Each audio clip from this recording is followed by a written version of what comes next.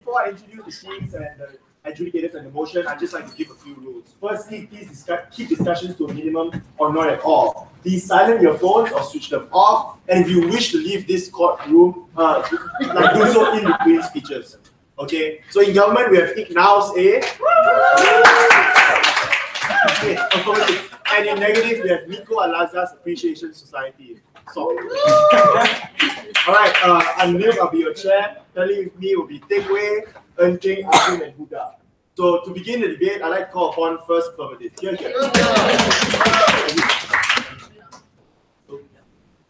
Okay.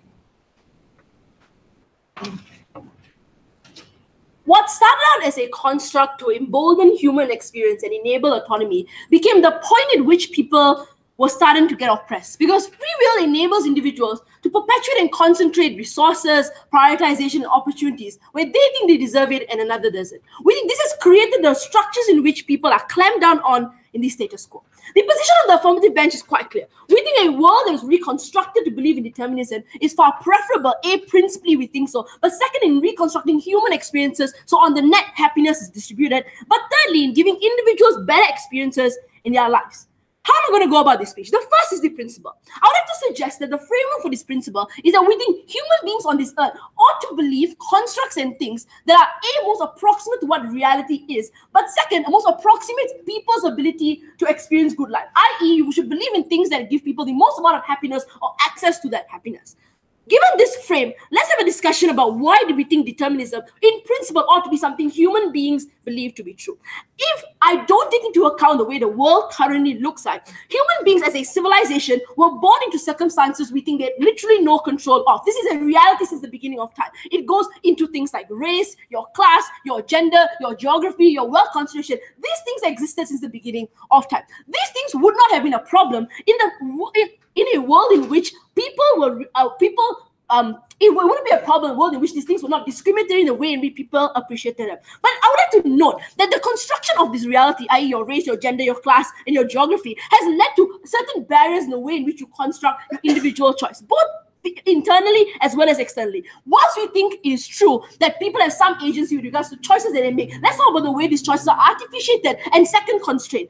First, we think it's externally. Whilst it's true that you might be able to live in a school, for example, the way in which your decision to be in that school, how much money your parents are willing to put in that school, are all externalities you have been exposed to since the birth that you had. But secondly, psychologically, like the point at which you are born into a certain community, where it's small, insidious things that tell you you're less able to do things than a boy. You're more likely to privilege things like the color pink, for example, are things that have been constructed in your mind to remove the reality that you have choice. These things means as a result of the way in which you were born and the construction that you were born, people are pivoted to certain circumstances in their life that they did not necessarily know or didn't necessarily want as a result of this. Within those pivoted circumstances, perhaps it is true, I can decide whether or not I want cereal for breakfast or I want Cocoa Crunch for breakfast, but the construction of that box about what the choices you have are limited by the circumstances that you are in. This lottery means that as a result of these people, whether or not they want to or not, are constructed by the world that exists around them. Second, as a result of this lottery of birth, structures around them concentrate power in particular ways. Whilst it is true that there are ways to mitigate this, we think the circulation of wealth in particular areas. So, for example, if you're born in a really economically rich country, you're more likely to be a benefactor of high concentrations of wealth, or, for example, you're more likely to be a benefactor of communities that support you and celebrate you. These things means that the communities and the way in which structures exist already have constraints on the human ability to make choices. Therefore, as a community, we ought to believe this construct in order to best redress the issues that exist. Therefore, we think this principle stands on its own as important in way in which human beings interact with the world. Second, why a world with determinism is preferable. A couple of things will change as a result of reconstructing the world through determinism. The first is we think we heavily mitigate or in fact eradicate the structures of capitalism. The way in which capitalism is justified in the status quo are things, for example, if you work hard, you're going to get huge amounts of money in return. If you work and if you're meritocratic, you have all the credentials, you deserve to be in the position that you are. The problem with this is the converse is also true. If you don't work hard, you don't deserve the money that you currently have. All the money that I currently have is something I own, you don't. This is the reason and the justification for why people, for example, give their wealth to their children or give wealth to people that they particularly think deserve it. Because there's a construct of I own this first, everyone owns it second. As a result of this, we think it feeds into the structures that remove free will as a result of this. So, for example, if I'm a rich person who believes I deserve this money and a black person doesn't, I'm going to put money into my children or people that I care about, and it concentrates into the fact that you're removing free will from other communities as a result of this. The second, not only with societal structures, with regards to social structures as well. Look, I'm not going to suggest racism and sexism are going to be removed from our set. In a world in which determinism existed, there will be other ways in which people oppress them. But we would suggest that oppression is likely to be a far harder fight on the opposition wall. Here are the reasons why. Racism and sexism are in fact justified by the suggestion that individuals don't deserve certain actions or necessarily inferior to you because of the position that you currently have. So superiority and inferiority being tied to race and gender is a result of you suggesting that for example, white individuals worked harder in the United States. African-American immigrants didn't work as hard, probably end up in violent gangs, and as a result, they chose to end up in prison. I didn't do such things. As a result of this, we think we remove the justification for a lot of structural racism that exists. But second, you remove the ability for a lot of individuals to blame. Like, I think this is very important in the debate. I would like to talk about this significantly. The capacity to blame another person for their failure is the single reason why it is hard for social movements to move forward. The point at which we decide we want affirmative action, the response to it is always, but I worked hard to be in the position that I am. And considering everyone and the average voter believes free will is indeed the primary mode of operation, people are less likely to believe in things like affirmative action as opposed to things like, for example, rewarding the people who work hard. So as a result of this model, we think we're getting two things. First, we think social movements are more likely to get empathy. So where there is racism that exists in our world, it is more easy to convince the average reasonable person to opt into structural affirmative action, welfare, healthcare for the common person on the ground. But second, we think a lot of individual blame is removed. Like, I know the opposition might suggest that individuals might feel powerless in our, but we actually think it's the flip. People are more likely to feel empowered, the point at which they stop blaming themselves. If you look at every single African American who has gone into structures, going to a job thinking, I put everything into this interview, I'm going to get the job, just to be faced with a racist white fella who tells you you're not going to get that job, the blame that you put in yourself is literally the reason why you don't go to that career again. You're more likely to end up having depression and mental illnesses. We think we empower people in that if you know that structures are working against you, you will either put all your energy to fighting those structures, but at the very least, if you can't fight those structures, you'll be at peace with yourself. You wouldn't think you are lesser as a human being. You would think you're equal to people. So people are going to be screwed over. We privilege a world in which people felt less shit about themselves, the point at which they were screwed over. Third thing I want to talk about in my speech is redistributive mechanisms. A couple of things to suggest about this. In a world in which people are more likely to redistribute the wealth and the concentration of powers, for example, with regards to aid for developing countries or welfare systems, we think it's preferable for two reasons. Here's the way. Whilst it's true that we are taking away some amounts of quantity like money or happiness from other people, on average, the average human being in this world is more likely to get some access to happiness, as opposed to the opposition world, where literally some people have huge amounts of access to this because free will enables them to,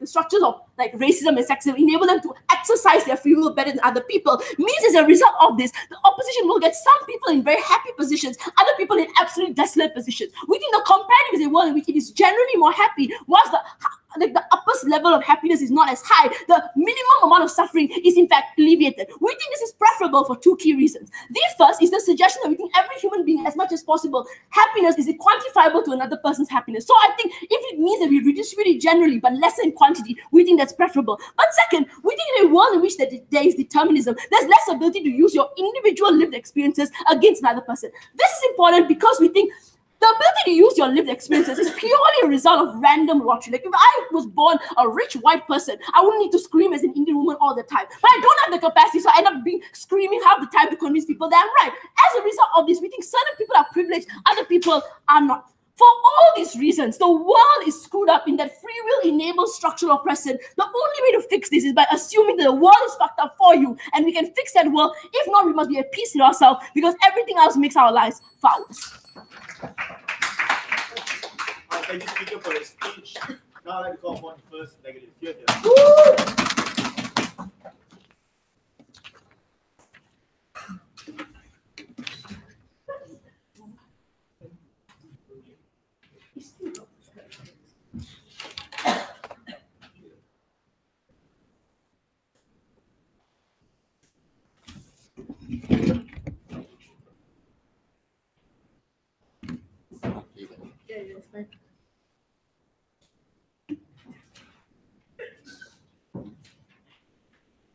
Ladies and gents, the ability to believe in free will. So it allows for us to extract some commonality between human beings and allows for individuals to change the situations they were predetermined. What we will tell you in opposition is that the realities people believe in are inherently separate. And what that means is they can believe that they're predetermined to be superior than others. They can believe they're predetermined to be of a certain level. And what that imbues is the belief that certain individuals offer a certain standard and that cannot change because you are destined to be an animal during the times of slavery, or are destined to be a sinner as you are, and you're always going to be a hell dweller. We will propose our opposition in two fronts. One will tell you why the manifestation of these destinies are controlled by institutions who believe what they want to believe. And therefore, this institutionalization of those standards make it worse off for the lives of human beings in general. Secondly, we'll talk about personal enjoyment and why that leads to the inability of individuals to access higher levels of enjoyment. But just to quote Kant, what inheres in the human being is free will, and the will is the only belief, the only thing that we can ever care about in today's world, and that's what allows for equality. What is the context here? I think what we must first establish is why there are different realities that will be predetermined, why people stick to that determination. The belief, or the reason why this is true is because of the inability of the human being to comprehend the infinite. That means you're unable to presume and see what your life will be in infinitum, ad infinitum. And what that means is you rely on current statistical measurements and past anecdotes in order to determine how your life will be and is destined to be. In other words, your destiny is determined on your lived experiences and the opinions of people around you. What does that look like in the real world? Depending on which time you live in, it's determined based on what you already know. So if it's right now, you believe that to a certain extent, if you're an individual from a black community, you're likely to commit a crime, and it's your life. You're determined to do that because statistically, that is true. If it was in the past, that's even worse, because that means you're determined to be of a different person. You're a person who's not really a person because of the way in which you're destined to live when you were born. The thing is, individuals can't break up from that form of conception because they are told by society that aren't good enough, and they choose to believe that that destiny is inherently theirs. That lack of free will, lack of belief that free will exists, is what stops them from breaking off the shackles of determination, which is inherently controlled by the kinds of social strata that pre-existed to begin with. That is a harm that they allow. So what does that mean? I think first we need to assess what are the problems with the case. So I think given that context, why does that case then fall? The first one is that they took a long time. We first concede that maybe to a large extent some things are determined based on your circumstance and you can't change. But I think that in itself isn't confirmed. That is to say, their case isn't assuming that determinism exists, but rather is arguing that you believe in determinism and it's good to believe in that. So in a world where that can be changed, I think what necessarily happens is that you remove certain possibilities of that change. That change being escaping slavery, that change being changing the way religion views you. Why is it then important? I think one way in which this is their arguments are untrue is the way in which they tell you capitalism is removed and somehow this means people generally treat others equally. I think this argument rests on the fact that communism or some sort of economic structure that prioritizes a sharing economy was a preconceived notion to begin with, a predestined notion to begin with. In many cases, we would say, first, there's no alternative world which they propose that is likely to happen. But what's likely to necessarily happen is a world in which individuals live according to their own beliefs and differences. And what that necessarily materializes is one that comes from like religion or the state. And that's the kinds of harm that takes place. So a world that actually exists when people believe in determinism isn't one that they envision where people share each other and have better expectations themselves, but really one where people in different areas and different levels of society choose different things. What does this look like? A, states and religion. Because people believe what they want to believe, individuals in higher ranks start to believe in a certain structure by which they should adhere to. What does that mean? That means things like they take advantage of their manifest destiny to label people and categorize people in certain ways. Look, if your destiny is very comfortable, there's no reason for you to believe otherwise, and hence act on that predetermination to then impose that certain structure on other individuals. And if you, on the lower ranks of that say societal structure, believe that this is your place, there is no reason for you to act against it because it's necessarily predetermined. This lack of challenge is what allows for these systems to preserve and live along and instead live a very long time, basically. And why is this important? It's important because the societal structure that exists right now isn't a result of free will, nor is it a result of determinism. It just is. And given that societal structure, then the only way in which that can change is with the existence of the belief of free will, because then people can challenge that. But what's the second reason why you allow for some sort of equality, unlike in their world? The reason is because any argument to force individuals to recognize the opinions of other humans rests on the belief that individuals have free will. In the absence of that belief, there is no common link between individuals or between other individuals. Like, you can't recognize the will of a person as being important if that will doesn't even exist. And if that will doesn't exist and there's no belief of that will to exist, then you no longer treat individuals as people. So there are social structures that recognizes individuals as people and recognize other individuals as less of people because that's how they're predetermined to be. But what does that mean? So how does that compare with status quo? I think the comparison here is that true, racism and sexism still exists, but I think it exists to a far less extent because there's this argument of free will that allows for people to understand that there's a common value between two people, and that is your ability to choose. That's really important. Now, let's look at why this affects personal free will. I think this is divided into two things. Either you believe in good things, or you're necessarily in their world, you believe you're predetermined to do good things, or you believe you're predetermined to do bad things. But in either world, I think what's bad is that if you believe you're destined for good, but generally you end up screwing up somewhere, then there's no problem. That means that expectation or that disappointment still exists anyway. That is, you believe at one point you're destined for something, but it turns out you're not destined to be a rich banker, but actually just someone who just someone's living off just someone at any point in time. That means you're necessarily going to feel the same sort of disappointment you would feel in their world when they talk about things like expectation, etc., etc. But the difference is, in our world, even if you fail, and after you try, you fail, you know that there is free will and there's an ability to change that destiny. But the situation in which you live in cannot be changed in your world, and the more you live in that situation, the more you believe that's your destiny. So what does that mean? That means the belief of your destiny is not constant. To a large extent, once you live a certain life and you believe in one destiny, but turns out your life turns out to be something different, you're more likely to then reinforce that belief that is indeed your destiny. But the difference here is that the ability to change in our world is always present, and hence you choose to change your life should you want to, and that is very important. But I think the final part is that another level of enjoyment, a second tier of enjoyment, that is moral praiseworthiness, is not something bad to begin with. I think the ability for people to access that sort of praiseworthiness for the hard work that they do or the acts that they do is inherently a part of human enjoyment. Now, what we say is that it's true, not many people can achieve, say, wealth or climb the social structures to become top individuals in different areas. But they can still feel moral praiseworthiness from the little things that they act, like, say, helping another person out of your own free will, or doing certain things, just small things, but are meaningful to you. The ability to feel free will and knowing that your choice is out of a result of your free will allows human beings to access greater degrees of happiness on little things that seem meaningless in the grand scheme of things, because it is personal to you and not something predetermined by an outside source. That is something you starve human beings out of, and hence what it leads to is one where individuals just succumb to that sort of lifestyle that they live. Look, just because you think you're determined for something doesn't mean you'll be happy and content. You can be determined to not get a scholarship. You'll still be very sad that you're not one of those people being selected. Very proud to oppose. All right, thank you for your speech. Now I have 1 second for the here.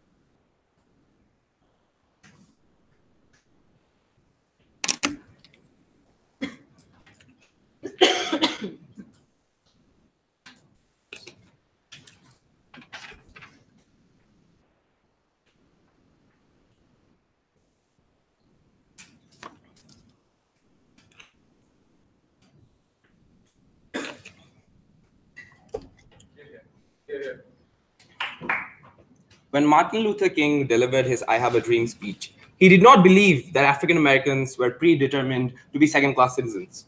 He believed that African Americans were indeed destined for greatness. We tell you, the vast majority of individuals who live in the lower rungs of the social ladder do not believe that they are predestined to be slaves, or they're predestined to have anything less than what inheres in the human dignity. However, the problem that happens is that whenever you interact with individuals with privilege, because of their hardcore belief in free will, they believe that the situation in which people end up in is not due to the deterministic structures that exist in society, but rather due to free will. I'll demonstrate to you by an example. Whenever you see individuals who are either immigrants or African American mothers who have to work through 2 part-time jobs and have to put their children through school, the amount of political capital that you have to help out these people amongst the majority of individuals who have the vast majority of political clout in society is usually very low.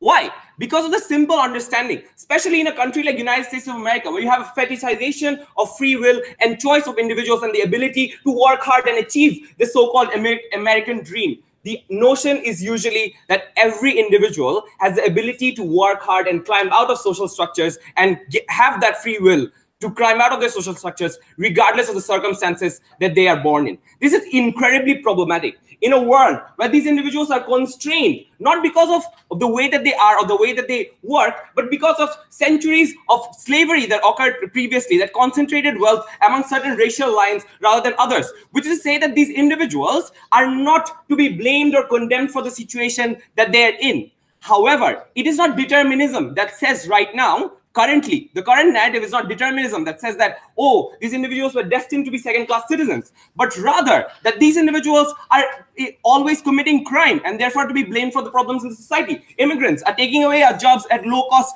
prices because vast majority of individuals do not recognize the problems of the situation that an immigrant has to go through.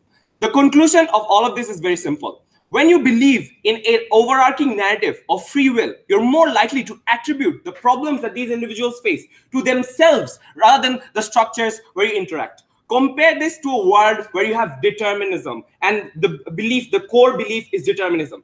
In the vast majority of instances, when you believe that determinism and deterministic structures determine the way that you interact with society, are the societies where you have things like more welfare, for example. Now, it's like, let's compare.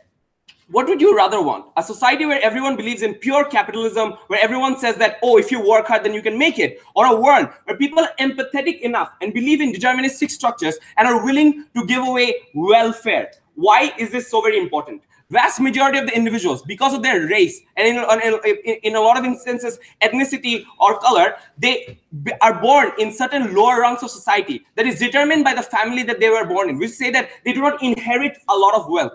If they do not get that legwork at that very beginning of their lives, which is welfare, if they do not get primary education, for example, or shelter or housing or primary forms of healthcare, then they are constrained in the very early stages of their lives to go ahead and then succeed. So oftentimes, when you look at a person who has really succeeded, who has probably graduated from an Ivy League school, you attribute that success to that person's hard work, rather than looking into the fact that that person got into Ivy League because their parents could afford Ivy League. And the other person who goes to community college because of the society, because of the lower rungs of society that they were born in, or because they were African American and couldn't afford to do so, has to do so because of the realities in which they have to interact in. Which means that you get a society which is more empathetic towards bringing out people of these social structures, because people understand that the realities or the failures that people have to go through are not because of them failing of being able to do hard work, but rather due to deterministic structures in society. Secondly, the idea of mental health and internal locus of control. They tell you that in the vast majority of instances, if you believe that you're predestined to a particular thing, then you're more likely to be more likely to not believe in yourself and therefore not work hard. We tell you that's not true.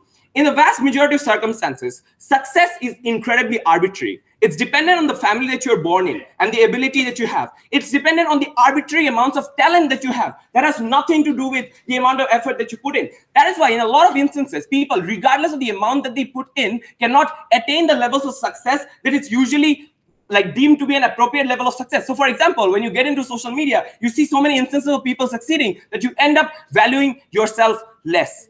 In a world where you believe in free will, you think that this is all your fault. Because you had the free will, you could have done enough, you did not do enough. While the reality is, no matter how hard you would have worked, the circumstances constrained you in a way that would not allow you to succeed.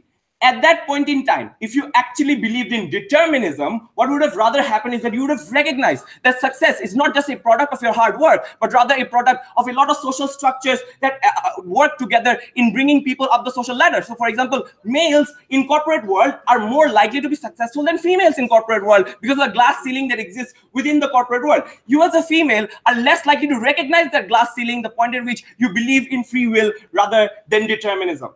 In a world where you believe in determinism, you recognize that. And what happens ultimately is, even if worst case scenario, your situation does not change, you at least feel content with the effort that you put in. You know there is the deterministic structures of society that held you back rather than you yourself. Even if you did not work hard at that point in time, you are allowed to feel the contentment or happiness that inheres in every human being rather than being pinned down altogether.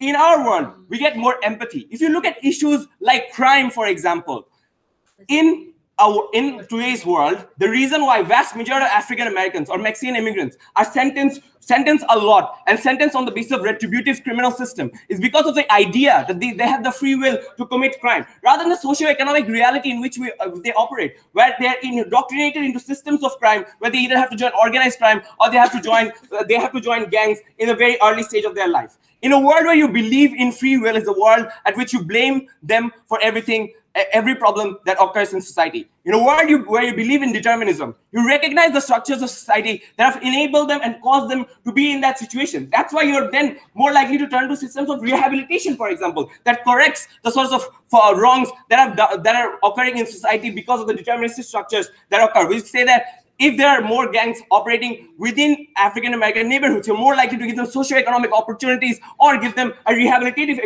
criminal justice system rather than a retributive criminal justice system that absolutely does nothing but wrongly discriminates on the basis of race. You get more empathy in social movements where you recognize that the reason a minority or a woman cannot climb up the social, corporate ladder is not because of her fault, but because of structures of society that have ingrained sexism within it that allows them to put up a glass ceiling that never allows them to climb up the social ladder. All of these forms of recognition never happen in a world where you're so fetishizing and so obsessed with the idea of hard work and free will that enables you to believe that it's the criminal's fault that they committed a crime, even though that person was hungry and had no other option. It's the woman's fault that she could not become a CEO, even though it was the people before her in the leadership positions that did not deem her appropriate of leadership.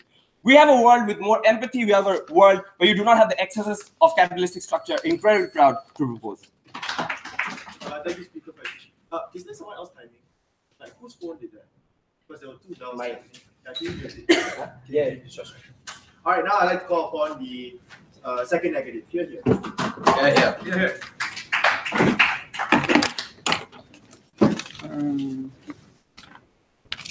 All right, Wharton. Catch. I became.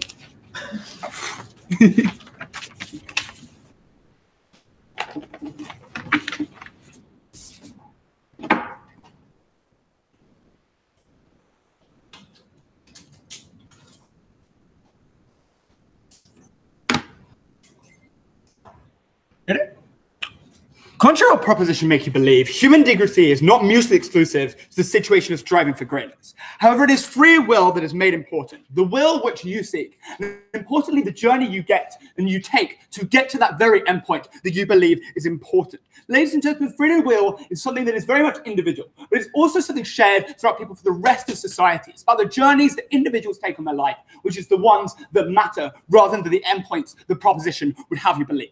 Three things in this speech. First, responses to the material brought out already. Second, argumentation around personal development and accountability, specifically looking at the lens of how we look at people who make mistakes, such as criminals and such people who have wronged us in the past. And second, on how it results in people making bad, short-termist life decisions. First, they say when you believe in free will, you attribute all things to yourself. It is unclear, like on an empirical basis, just how much of it is your own effort and just how much of it is that of the structure. Like there is no empirical analysis that suggests either is true. But here's a few more responses. First, not necessarily, because even though I believe I have free will, I recognize that there are structures that currently prohibit me from fully exercising that will.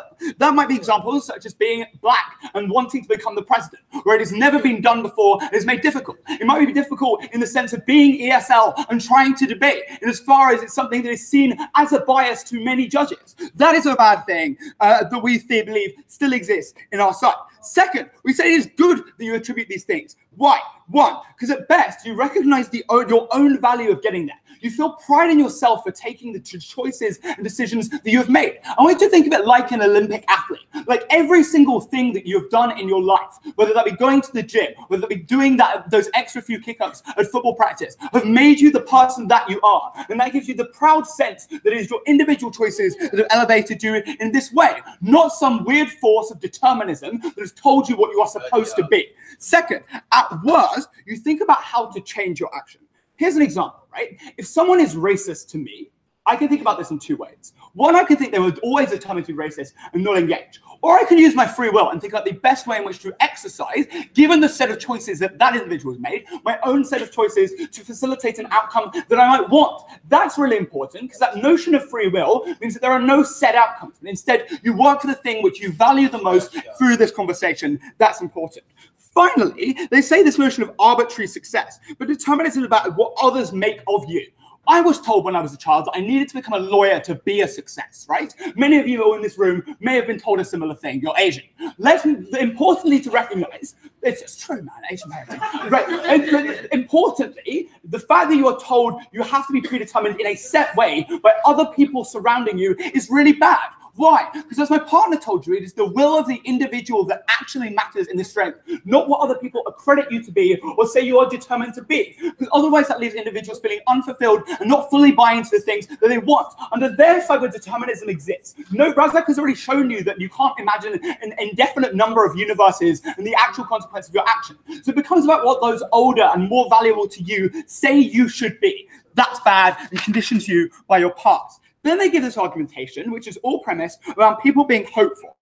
First, there is a recognition of the structures that make you feel as though you cannot challenge those structures. Often it is the free will to break free that actually gives you that advantage. For example, if you think about all the systemic barriers that could have prevented me from being here today, I probably would not be here if that was the sole focus of my mind.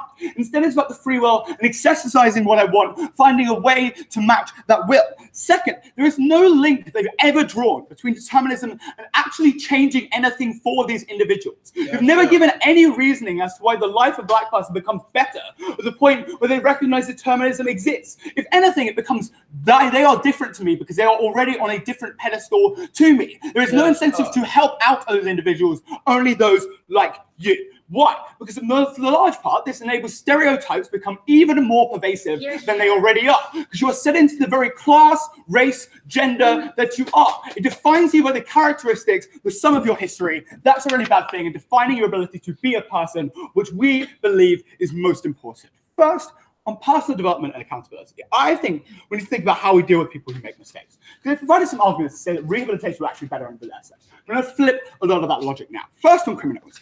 Sometimes there are people who need to do things by the sheer necessity of not having food, for instance, requiring them to steal.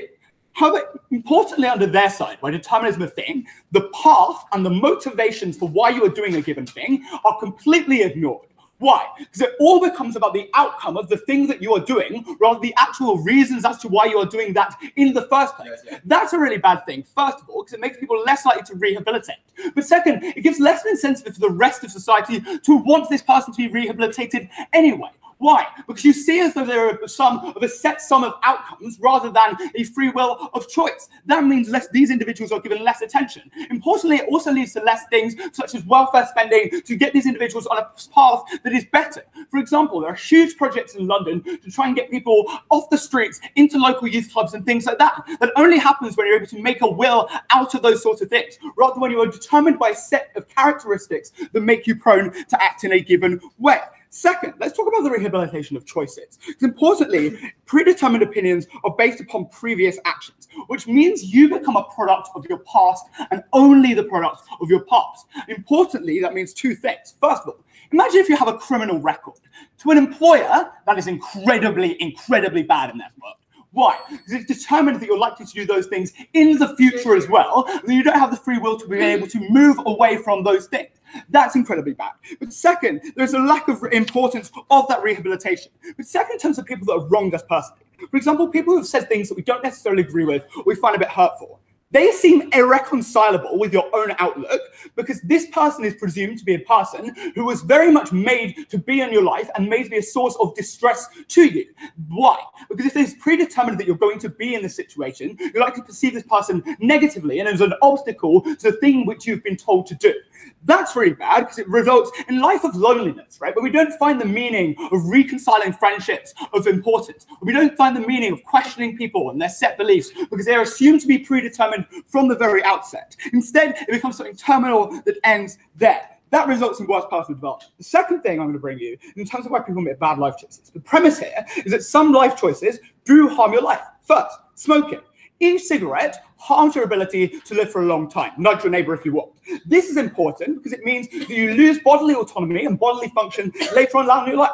But in a world where this is a just a determined part of your life, nobody cares. Everyone has an incentive to do that thing, even though that might harm their life later on. What that means is they have less future choices to be able to make as a result of a discernment set from when they are young. It gives them less incentive to stop for the hope that they might see their children grow up. Second, in terms of environmental consumption, you have no cares for your future or the future of your family in these kinds of circumstances. Why? Because it's determined that you're going to use those things to begin with. What's the important thing here? I think the important thing to note is that people are likely to make incredibly short-termist, deterministic decisions. The simple reason for this is if you're told that the path you're taking is the one you are inevitably going to take, you're never going to question that path. You're never going to think, is that the right one for me? Is that the right one for my family?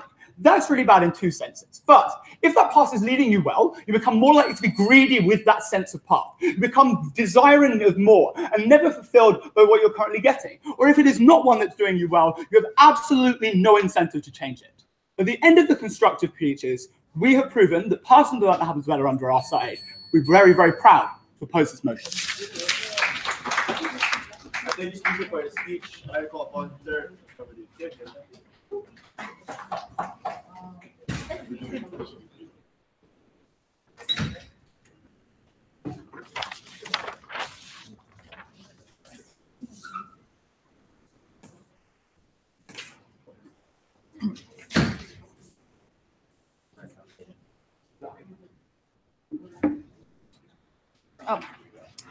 I think the first thing that I want to clarify in this debate is the idea that racism is going to be seen as predetermined. Absolutely no one can change anyone's mind. I think if we accept this premise, then the motion doesn't make sense. To the extent to which we think thoughts are not predetermined, the motion and predeterminism clearly outlines there is events and outcomes that are predetermined as a result of external structures and causes, rather than the fact that everything that happens ever, even if you lie down for the rest of your life, you become a doctor, is what predetermined is. I think it's a very extreme characterization of what predetermination really is. So I think that the way in which this debate must function is that the standard of determinism needs to function on the idea that the place in which you are born determines the range of outcomes that are possible for you, and that there is very little way for you to change it. And that is what most people will believe. So while it might be true that there might be one or two success stories, we think the vast majority of individuals in our world who are minorities, who are oppressed, for example, probably don't believe that there will be those one or two, and don't think there's much they can do to change the station that they are in. The first thing we need to realize is that we think that's incredibly healthy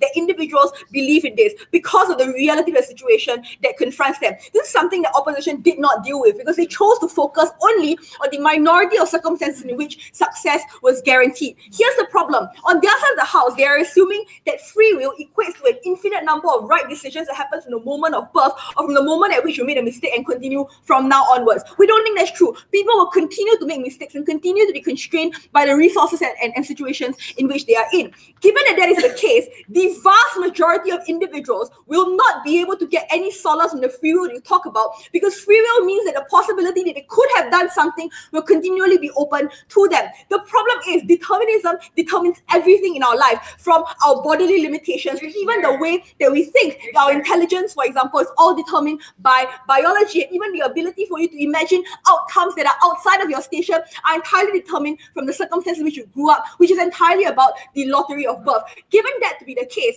I would argue that it's important for people to believe in determinism, because for the vast majority of individuals, determinism is true.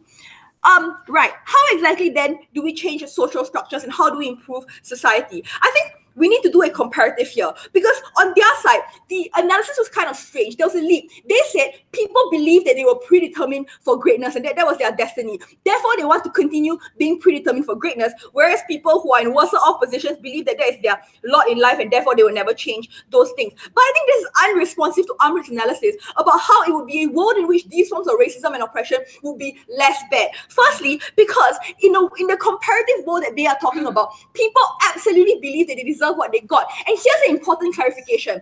They assume we can have complete equality or something close to that if everyone worked hard enough and everyone was able to succeed. The fact of the matter, however, is that the world is structured in a way in which some people will always lose out just because of the birth lottery. That means that someone will have to have less money, or someone will have to be oppressed at the end of the day.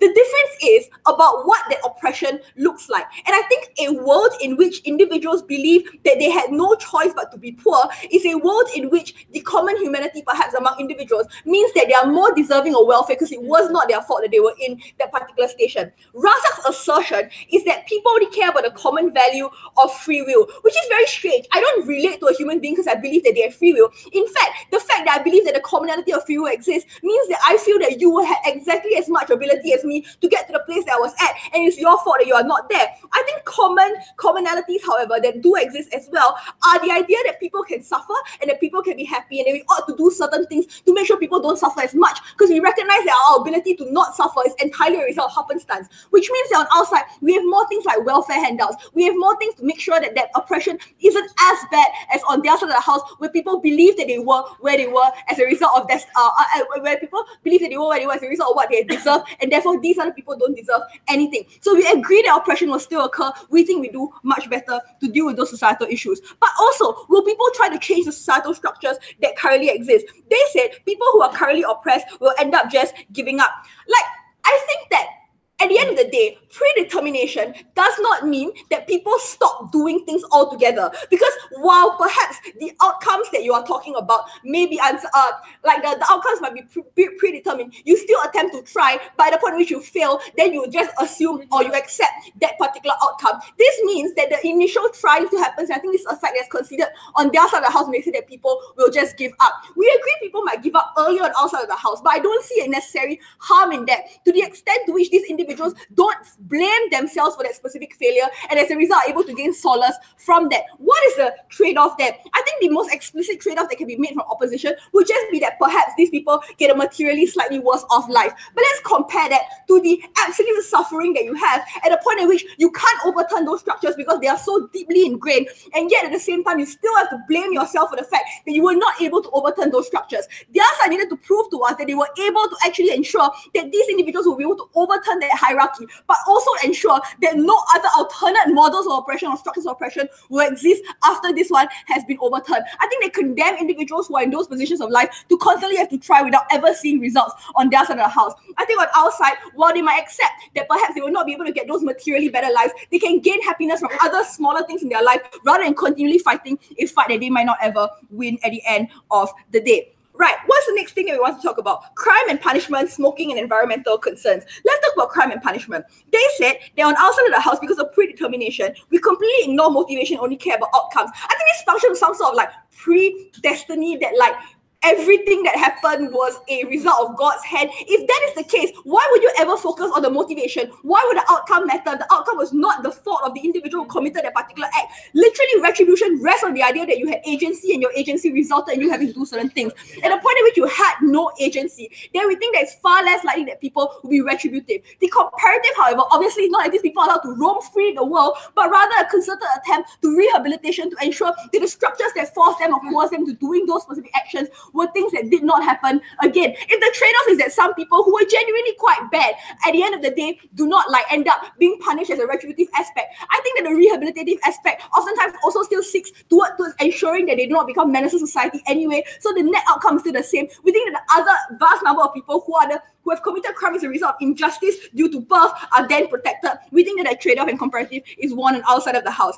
Next, they talked about smoking and about how you're going to lead hedonistic behaviors as a result of the fact that you think that your goal in life is self-determined. Take it from someone who smokes and has a pretty shitty life otherwise, right? I think that's fine. I think that your inability or your acceptance of the inability to be able to scale the heights and become the first female prime minister of Singapore is absolutely fine. Because at the point at which I don't fail or I don't go along that path and I want to pick small happiness, and for example, smoking, I think that net happiness is still good as well. The problem on their side, they seem to presume that there's greater happiness, but they're not able to prove that greater happiness can exist. We give you smaller happiness perhaps, but the general quality of being at peace with yourself, I think is a far greater outcome as a result of that. But I think that that's most importantly, and the way that individual feel, because on the other side of the house, they say that people feel now give up because you feel as if you're determined for being in a worse opposition. But I think that either you are going to go to set up a worse opposition.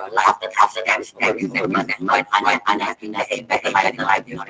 I think everybody needs to accept that the fact that they are not in a response to action and the lack of self-esteem allows for more acceptance. If we can agree that a lot of the time, a lot of the unhappy people feel is mental in nature when it comes to not being successful. So we think we do directly that there's no actual harm for us.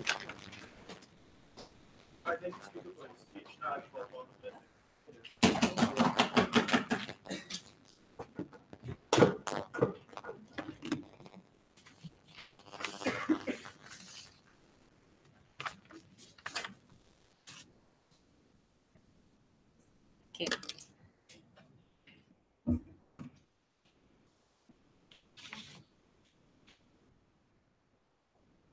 I want to make 3 clarifications at the beginning of this speech. 1, we think free will does not mean that you do not recognize the existence of evil in the world or oppression or discrimination. Free will has 2 parts. It is the recognition of your own free will and the recognition of the free will of other people. What then is the difference between government bench and opposition?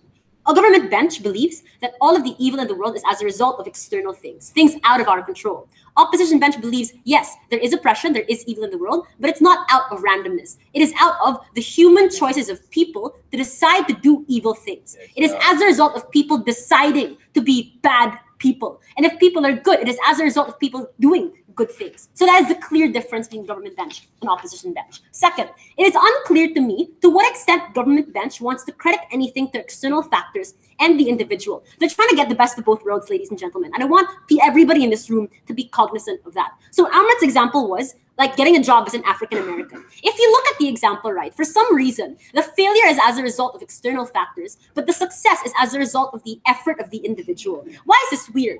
If you look at it, not getting a job, people are going to say, okay, it's not your fault. But for some reason, when you get the job, people are going to say, congratulations, wow, it's all because of you. In their world of determinism, where people believe it's as a result of external factors, the credit is still not going to go to the individual. It will be as a result of luck. It will be as a result of randomness, not as a result of the human effort of this African American to get the job, but as a result of many things out of this person's control. So they cannot claim the benefit of people then being better off, people seeing them as more, because even if you succeed on their side, it's never going to be the achievement of the person who actually put effort into it. So nothing actually changes. The third thing I want to clarify is, what exactly is determinism? And we think determinism has 2 parts. 1, it is the recognition that external factors do affect a lot of the causation, right? Causation that leads to, for example, if I, yes, biology, yes, where you're born, etc., that affect the outcomes. But it also means a predetermination as a result of these external factors. So this is people, for example, believing if I am in a state of poverty, right, then I am destined to be in the state of poverty forever. Or people feeling like, yes, I am rich, therefore I have these grand dreams of grandiosity. So we think, if you look at it, the external factors do affect you, and like it is you determining, like it is current decisions, but also where you're going to be in the future. So all those down. We think the problem with their side is all of the arguments seem to be predicated on the assumption that everybody in the world is hopeful. Everybody in the world believes that they're determined for greatness and they're determined to do great things. If we can take down this premise, if you notice, all the benefits on their side are going to fall. So what are the structural reasons as to why not everybody is actually as hopeful as they characterize in the world? Because we first asked the question of, yes, everybody believes in determinism now, but the question is, who exactly determines the narrative? We propose that people actually have different ways to view the world, right? And if you look at it, their world doesn't presume that there's no hierarchy whatsoever. You have a state that still controls the media, that still controls schools, that still controls the way people think through law. And you have religions, where if people detract from the word of religion or the word of God, they fear damnation and hell. This came from Rebuttal. What does that mean? The people who determine where people end up, the people who determine the outcome of external efforts are these powerful institutions. Religions that say that sinners are determined to go to hell. State that says, okay, if I am for Malays and these people are destined for great things, everybody else can just fuck off. What does that mean? That means this is the reason why people from minority groups are more likely to be less hopeful, rather than their preconceived notion that all of the people in the world are for some reason just going to be hopeful. The second thing is, we think people respond to things in different ways, but actually, continuous failure also leads to people having lower expectations over time. So yes, I will get a job now, but for continuous failure means that people are going to be less and less and less hopeful on their side as well, and as a result of external factors. But why do people respond in different ways? Maybe it means that maybe it was as a result of parents deciding to raise them a particular way, teachers choosing to teach them in a particular way, even past trauma contributed by different people. The outcome of what I'm trying to say right now is that there's a spectrum of responses of people. Yes, some people are going to be hopeful. Yes, some people are going to be realistic about their expectations. Some people will dream of grandiosity. Some people will just feel like their life is going to turn out to shit. What I'm going to do now is map out why all these potential responses are actually really, really shitty for all people who are vulnerable. First, let me talk about the expectation for people to achieve great things. We think this is really, really bad, especially for people from minority groups. Why? Because this leads, as Razak mentioned, to people taking on so much risk without looking at the consequences of all of these decisions. Picture someone from the rural area leaving everything behind, spending the entire life savings to go to the urban area to be able to get a job, not looking at any potential consequences financially as a result of you feeling like you were predetermined to get this job. They say that hopefulness is good because you're going to crack that interview. But there are social realities that both people recognize. There is evil and oppression in the world, which means that not all the time will you be granted the reward of getting the job in the end. So what you have are people taking on so much risk, but not getting the payoff of any of those risks. Please quiet down. Because that means that on your side, so many people take on risk, but don't actually get the reward for it. But second, we think to be able to fix anything, you need to be able to fix the root cause of the problem, right? Why do we think it's better fixed on our side? We think that just because you believe in determinism doesn't mean that humans don't play a part in how people and how the world works. Naturally, for example, if I decide that my company policy now is to hire like children, right, then that will inadvertently affect people and like child labor and all that. Or if I decide to kill someone, right, or if I kill someone, even though it's not my choice and it's as a result of external factors, that will still have consequences. The question is, how do you deal with these human actions? And it was the important argument came from my second speaker, when he said that the way to deal with this is retribution. Shermay says retribution is a bad thing because people will just never do. I will just like run away scot-free. That's exactly what happens on their side because you are unable to attach blame to anything. If somebody steals from a rich person and this person is poor, people will just say this is as a result of poverty. Therefore, you are unable to create good checks and balances to prevent people from doing terrible things. If there was a terrible dictator in the past, for example, people will say this is not as a result of this person actually being bad. This was maybe systems, maybe like so many other factors that affected this person's childhood. You know, those people who defend Hitler and say it was as a result of him getting rejected from art school? This is exactly what they're doing, saying it's not as a result of this person being an evil person, but as a result of so many external factors that contributed to this person's personality. So you never hold anyone accountable. People continue to do bad things and shit hits the fan. But can they claim the benefit of tearing down capitalism. No, we don't think so. In fact, it's really, really weird on their side. For some reason, poor people are all hopeful. They care about themselves. They're selfish. They'll do anything for themselves. But rich people, for some reason, are just like very selfless and whatever. Why do we think that's not actually the case? We think that welfare handouts are more likely to be given on our side because of two reasons. One, because they know that if they give to these people, there is a return on investment. Because as they said, if you do something, there's a corollary outcome to it, which means that nothing like randomness, nothing like any external factor will prevent them from actually helping these individuals. So there's a direct correlation on our side. But the second thing is that they feel like it is as a result of their effort, their being good, right? So they feel like they get something out of it. The feeling of doing something good, the feeling of becoming a better person, versus on their side where they will never feel like these people actually help. So why do we think capitalism is actually worse off on their side? Because people who have dreams of grandiosity actually do not disappear. And if it's true that the expectations of people are as a result of biology or where they're born or their level of privilege, then we can assume that rich people will probably have grander dreams on their side of the house. Why? Because they recognize that they are positions of power. They recognize they're huge positions of influence. So what does that mean? There are more actions of, for example, in taking on people like as child laborers. There are more actions of neglecting the environment, not being cognizant of your actions towards other people, and the world just gets shittier as a result because you feel like any of your actions are not as a result of anything you're doing. They're things out of your control. It is not me doing any of these things. They're external factors. I'm predetermined for greatness. That is all that matters. At the end of this debate, you need to look at what actually happens to people. And on their side, we think people are just worse off. Thanks. Yeah, I think it's really the speech. You reply speeches that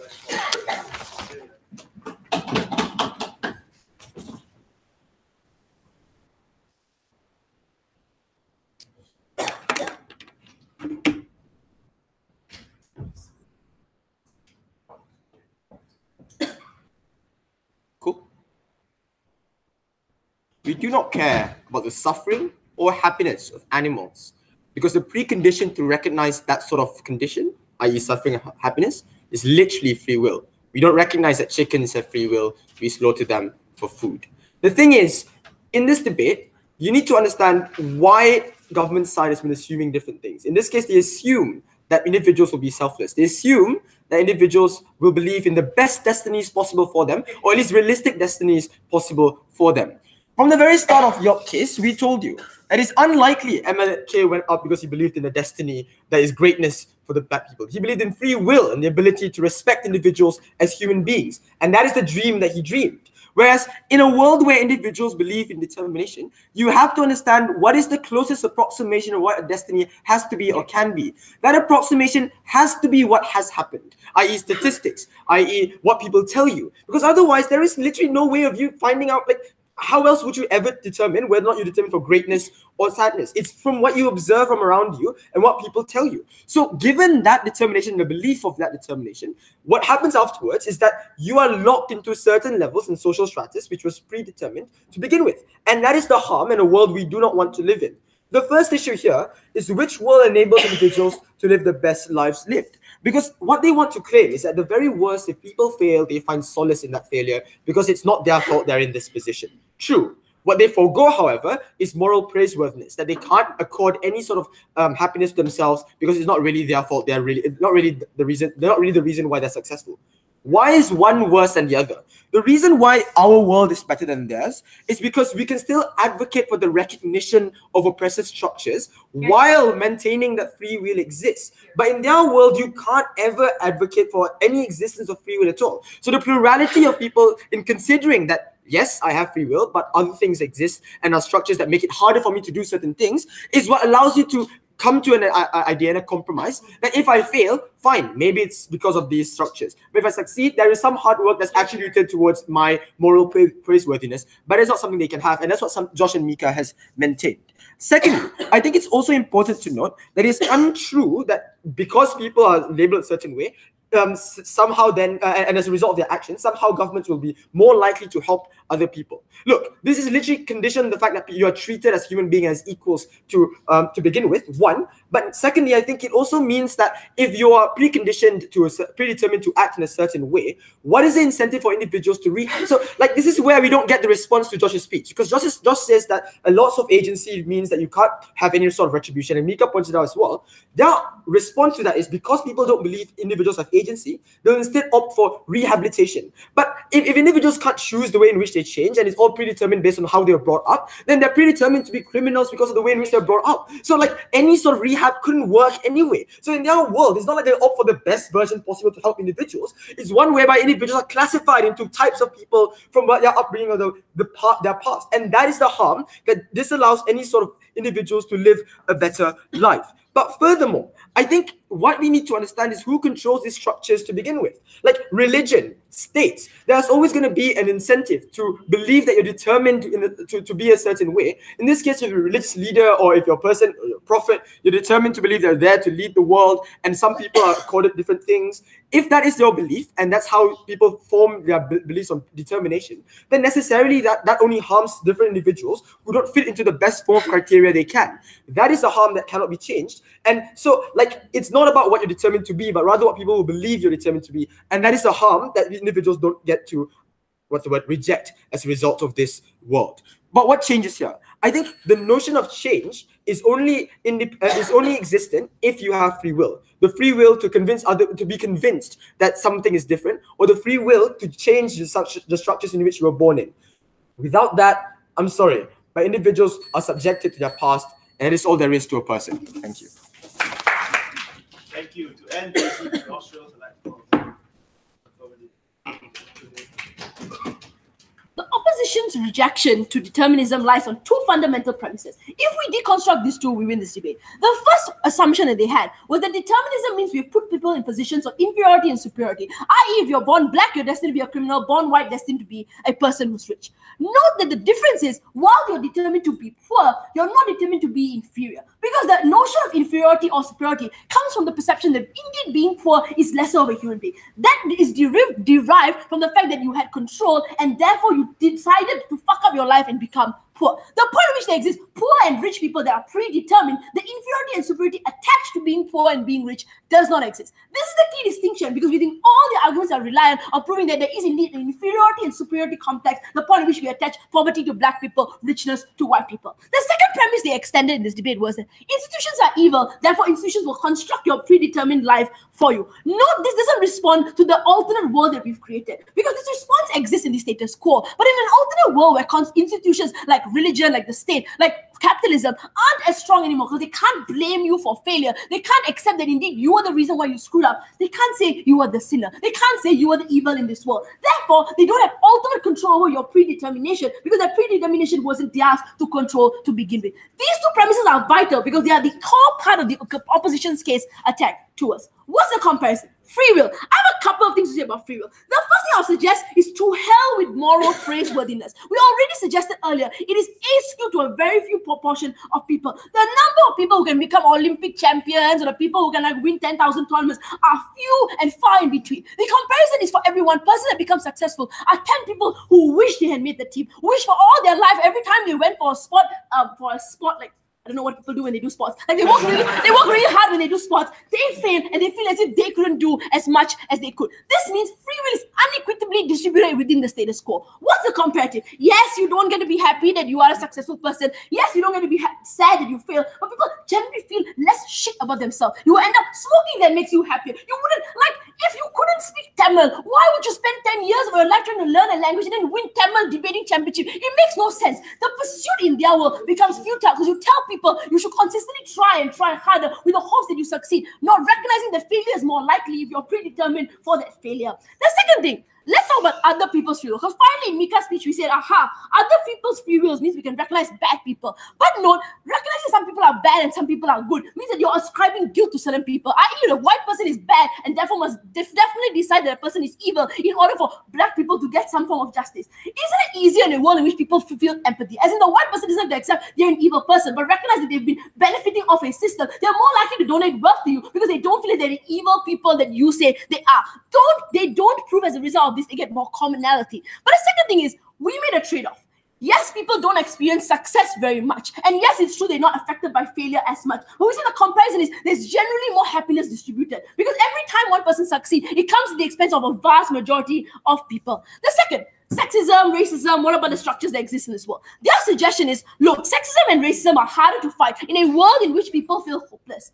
Okay, the first thing I'll suggest is, why the hell should people fight if that fight is futile? Like the point at which millions and millions of African Americans, the point at which it was really hard to fight racism, were literally dying because they thought the fight was worth fighting. We say you ought not to fight. You'll be happier poor. You'll be happier smoking. You'll be happier not trying to achieve all these standards that are literally quite futile. But the second thing is we'll suggest is racism and sexism become less hard, less easy for people to believe in because sexism and racism are built on the suggestion that people are inferior and superior. As a result of the circumstances that they are born in, why didn't you work harder? I know you're a female, but you and I have the same level of free will and agency. This things means that it's harder to get retributive policies, harder to get welfare and systems that check against this. To which they say, how are we going to fight against poor people who commit crime? Why the fuck should we be fighting against poor people who commit crime? If indeed they committed crime because they are poor, we should redress the poverty, not the poor person. Rehabilitation must be catered to the world in which people are affected by the circumstances. So all these things being said, structures are easier to fight. If they're not easier to fight, the fight is futile. We should just let people live lives that they have. But more importantly, you can be rich or poor. The connotation of one being inferior and superior is removed. For all these reasons, a predetermined world is preferable because free will is unequitable, and I beg you to propose.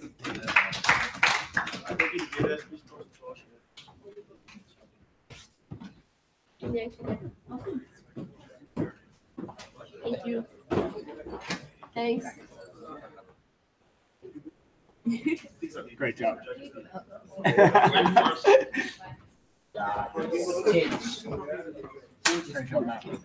Change in prep time is also good.